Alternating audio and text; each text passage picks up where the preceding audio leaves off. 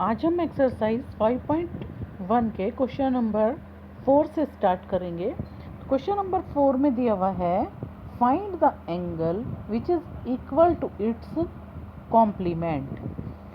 ऐसे एंगल का हमें पता लगाना है जो अपने कॉम्प्लीमेंट के बराबर हो। तो कॉम्प्लीमेंट्री एंगल सबसे पहले देखते हैं कॉम्प्लीमेंट्री एंगल्स कौन से होते हैं। तो सपोज करो पहली बात तो ये कि कॉम्प्लीमेंट्री एंगल वो एंगल होते हैं जिनका सम आता है 90 डिग्री। अब हमें दोनों जो कॉम्प्लीमेंट्री एंगल्स हैं उनको इक्वल लेना है। तो हमने सपोज करो उसको x ले लिया, यानी कि x प्लस x कितना आना चाहिए, क्योंकि हमने दोनों इक्वल लेने हैं 90 डिग्री आना चाहिए, यानी कि 2x is equal to 90 degree. तो x इज इक्वल टू क्या आ गया 90/2, यानी कि जो एंगल आ गए वो क्या आ गए 45 डिग्री। यानी कि 45 डिग्री एक ऐसा एंगल है जो अपने कॉम्प्लीमेंट के इक्वल है। नेक्स्ट देखते हैं फिफ्थ क्वेश्चन। फिफ्थ क्वेश्चन में दिया हुआ है find the angle which is equal to its supplement. तो सप्लीमेंट्री एंगल्स कौन से होते हैं? सप्लीमेंट्री एंगल्स वो होते हैं जिनका सम आता है 180 डिग्री। अब उसी प्रोसीजर से करेंगे कि सपोज करो हमने इसको y मान लिया, एक सप्लीमेंट्री एंगल y है, तो दूसरा सप्लीमेंट्री एंगल भी y होगा, इसका जो होगा तो इसको ऐड करके कितना आना चाहिए 180। तो 2y is equal to 180 degree. तो y कितना आ गया 180/2, यानी कि 90 डिग्री। कितना है वो ऐसा एंगल जो अपने सप्लीमेंट के बराबर हो, वो कितना होगा 90 डिग्री। नेक्स्ट एक फिगर हमें दी हुई है, in the given figure 1 and 2 are supplementary angles.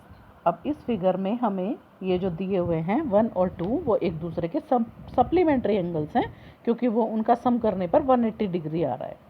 अगर हम वन एंगल को डिक्रीज करते हैं, तो हमने वन एंगल को डिक्रीज कर दिया, सपोज करो इतना कर लिया इसको, तो अब यहाँ पर आप डायग्राम में देख सकते हो कि 2 एंगल क्या हो रहा है, इंक्रीज हो रहा है या डिक्रीज हो रहा है। तो पहले से ये इंक्रीज हो गया, ठीक है। दोबारा से इसको देख सकते हैं कि अगर हमने एंगल 1 को डिक्रीज किया, इतना कर दिया, तो एंगल 2 क्या हो गया अब हमारा इतना बड़ा हो गया, यानी कि ये इंक्रीज हो गया। तो इस डायग्राम की हेल्प से हमें ये समझ आ गया। अब क्वेश्चन नंबर 7 देखते हैं। क्वेश्चन नंबर 7 में दिया हुआ है can 2 angles be supplementary if both the of them are acute. तो अब कह रहे हैं कि क्या कोई एंगल सप्लीमेंट्री हो सकते हैं अगर उसके दोनों एंगल एक्यूट हों। तो एक्यूट एंगल क्या होते हैं?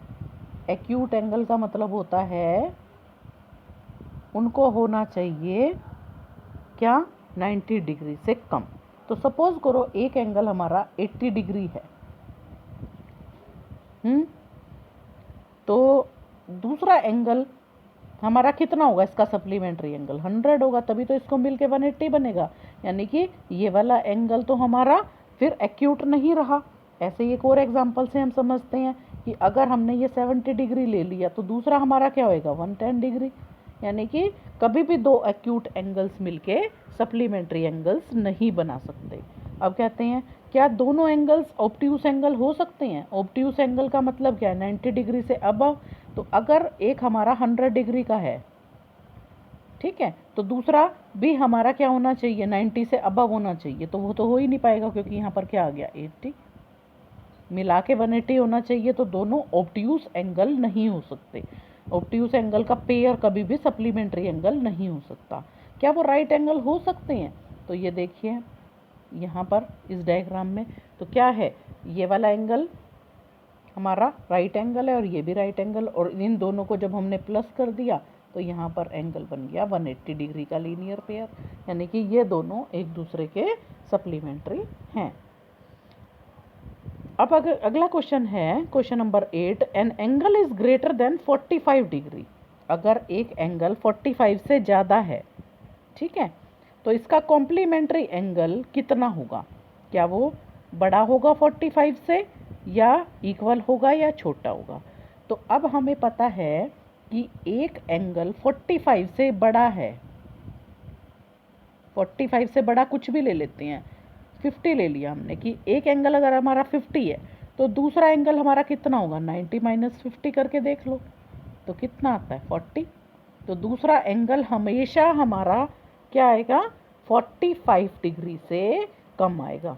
अगर एक एंगल 45 डिग्री से बड़ा है तो दूसरा हमेशा 45 से कम आएगा, तभी उनको ऐड करके हमारा 90 डिग्री यानी कि कॉम्प्लीमेंट्री एंगल बनेगा।